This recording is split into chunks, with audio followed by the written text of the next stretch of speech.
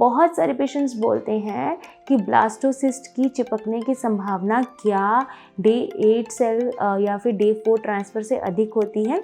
ऐसा नहीं है। अगर आपके एम्ब्रियोज अच्छे बन रहे हैं तो डे 3, डे 4 और डे 5 तीनों में ही आपकी प्रेगनेंसी आ सकती है।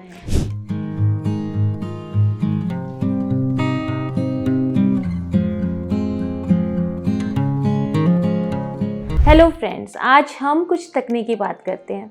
बिकॉज़ बहुत बार आपको जब आप आईवीएफ कराते हैं या इक्सी कराते हैं तो जो भी डॉक्टर है वो समझाते हैं कि day 3 transfer, day 4 transfer, blastocyst, compact stage, तो हमारे सिर के ऊपर से ये सब बातें जाती हैं बीइंग अ पेशेंट, क्योंकि हमें नॉलेज नहीं होती। तो आज हम देखते हैं, आज हम समझेंगे कि ये एम्ब्रियो क्या होता है, गैमेट्स क्या होते हैं, गैमेट्स किसे बोलते हैं, और सरल भाषा में इसे समझेंगे कि ये क्या होते हैं, इनका क्या मतलब कि इम्पोर्टेंस है, डे ट्रांसफ़र की क्या इम्पोर्टेंस है, और ये सब जानकारी आज हम हासिल करेंगे। तो सबसे पहले हम बात करते हैं आईवीएफ की। जैसे कि हमने पहले की वीडियोस में भी बताया कि आईवीएफ कैसे होता है। आपको 10 से 12 दिन इंजेक्शन्स लगते हैं, अल्ट्रासाउंड होता है और फिर हम उन अंडों को हम रिट्रीव कर लेते हैं आपको बेहोश करके। उसके बाद स्पर्म के साथ जो हस्बैंड के शुक्राणु हैं उसके साथ उनका मिलान किया जाता है। तो जो आपका अंडा हुआ और जो हस्बैंड का स्पर्म हुआ उसको इंडिविजुअली अगर हम अलग अलग लें तो अंडा भी एक गैमेट है और जो स्पर्म है, शुक्राणु है, वो भी एक गैमेट है। तो जब ये दोनों गैमेट मिल जाते हैं आपस में, इनका मिलान कर दिया जाता है तो बनता है जाइगोट। जाइगोट यानी कि इन दोनों का हमने मिलान कर दिया। अब ये जो फर्टिलाइजेशन के बाद आपका जाइगोट बन गया तो ये डिवाइड होना शुरू होता है। एवरी 24 आवर्स में ये डबल हो जाता है। जैसे कि आज 1 सेल स्टेज पे है तो कल वो हमें 2 सेल स्टेज पे पाना चाहिए, फिर डे 2 पे वो हमें 4 सेल स्टेज पे पाना चाहिए, फिर डे 3 पे हमें 8 सेल स्टेज पे पाना चाहिए, और उसके बाद डे 4 में हमें 16 to cell stage 2 compact stage में वो मिल जाता है, और डे 5 में वो बन जाता है ब्लास्टोसिस्ट। हो रही है ना बहुत सारी तकनीकी बात जो आपको समझ नहीं आ रही, लेकिन हम इसको सरल भाषा में समझें तो जाइगोट बन गया। उसके बाद यूजुअली जो होता है ट्रांसफ़र या तो डे 3, डे 4 और डे 5 ट्रांसफ़र किया जाता है, यानी कि 8 सेल स्टेज पर, कॉम्पैक्ट स्टेज पर या फिर ब्लास्टोसिस्ट स्टेज पर। अगर हमारे पास बहुत सारे अंडे हैं, हमारे एग्स जो हैं वो अच्छे से रिट्रीव हो गए हैं, एग और स्पर्म का कॉम्बिनेशन अच्छा है और हमारे पास बहुत सारे भ्रूण बनने की संभावना है और फर्टिलाइजेशन बहुत अच्छा हो गया है, तो हम उसको ब्लास्टोसिस्ट कल्चर तक भी लेके जा सकते हैं। वो होता है एंड स्टेज कल्चर, डे 5 का ब्लास्टोसिस्ट। अब बहुत सारे पेशेंट्स बोलते हैं कि ब्लास्टोसिस्ट की चिपकने की संभावना क्या डे 8 सेल या फिर डे 4 ट्रांसफ़र से अधिक होती है।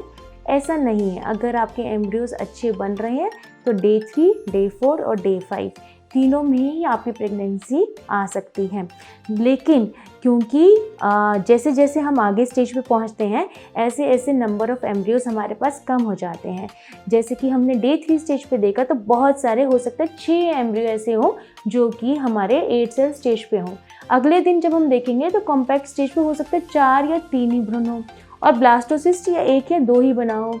तो एंड स्टेज पे जो भ्रूण पहुंच गए, यानी कि उन्होंने सारे जो हैं साइकिल है वो पूरी पार कर ली, और जब हम उनको डाल रहे हैं तो हाँ, क्योंकि वो एंड स्टेज पे पहुंच चुके हैं तो हम उनको जब 1 या 2 ब्लास्टोसिस्ट डालेंगे तो आपकी प्रेगनेंसी आ जाएगी।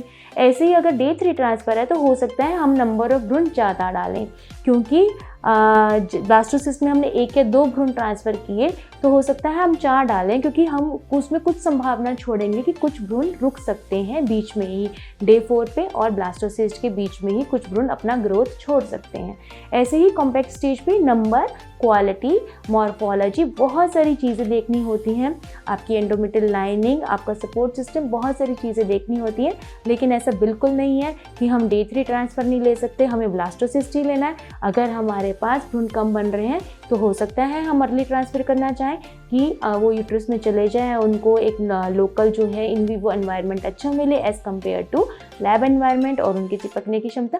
तो ये कौन डिसाइड करेगा? ये डिसाइड करते हैं आपकी डॉक्टर्स की team, IVF specialist as well as embryologist.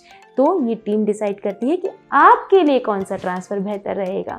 तो मिलते हैं किसी अगले टॉपिक के साथ। तो आज का हमने जो है नॉलेज ली, थोड़ी सी टेक्निकल नॉलेज ली जो कि एक इनफर्टाइल कपल को होनी चाहिए, सो दैट कि जब भी डॉक्टर उसे कुछ समझाए तो उसको अच्छे से समझ में आ जाए कि वो क्या बोल रहा है और उसके दिमाग में कोई कन्फ्यूजन ना हो कि हमारा ये ट्रांसफ़र सक्सेसफुल होगा कि नहीं होगा। सारे ट्रांसफ़र सक्सेसफुल होते हैं, आपने बस स्ट्रेस फ्री रहना है, ट्रस्ट करना है और अच्छे से इलाज लेना है। तो खुश रहिए, स्वस्थ रहिए। मिलते हैं अगले टॉपिक के साथ नेक्स्ट वीडियो में।